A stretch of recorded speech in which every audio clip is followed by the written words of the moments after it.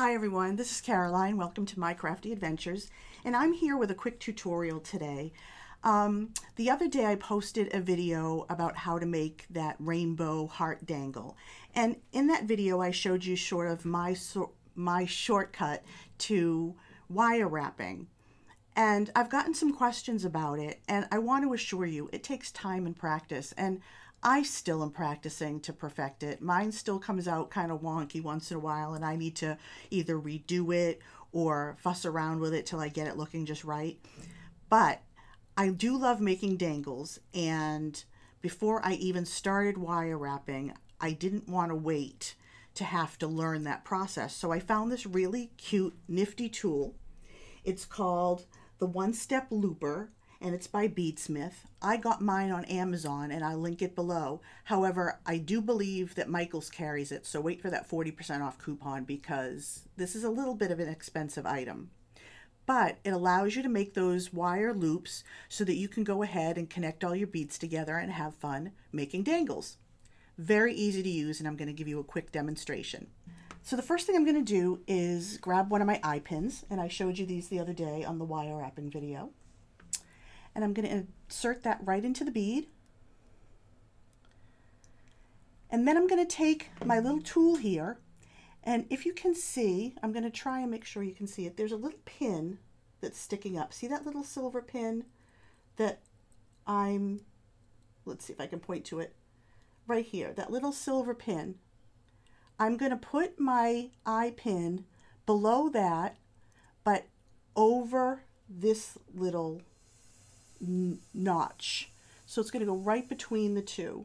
And then there's a little hole up at the top that this is going to go through.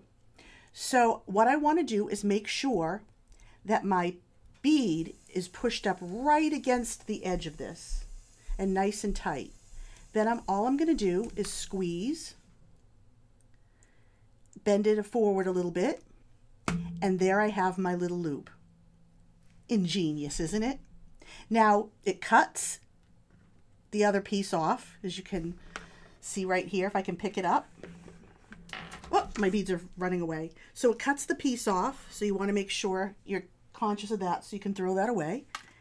And the other little thing that it does do when it makes the loop is it sometimes leaves a little bit of a gap. In this particular situation, the gap is very minimal. However, if you want to tighten it just a bit, just grab your flatheads, give a quick little squeeze,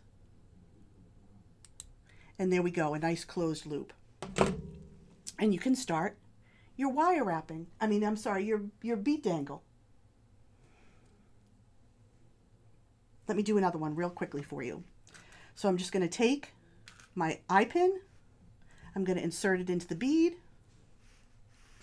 I'm going to place it between the little pin and the little nook there, and right through the hole in the back.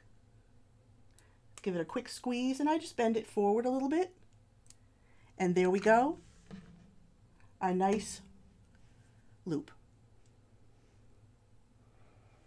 Let's see if we can get a good view of that. See? This one is a little bit more open, so again, I'm just going to take my flathead pliers, squeeze it closed a little bit more. Oh. Bead wants to turn on me. And there we go, all set. I have my bead ready to put my jump ring in and wire to my chain. So that's all it is. It's a nice, easy process. Again, pick these up a lot of different places, but I'll leave the link below. And I hope you enjoy it. Now, there's no reason to not get started on making those dangles that you've been wanting to make. Have fun, be creative, and have a wonderful crafty day.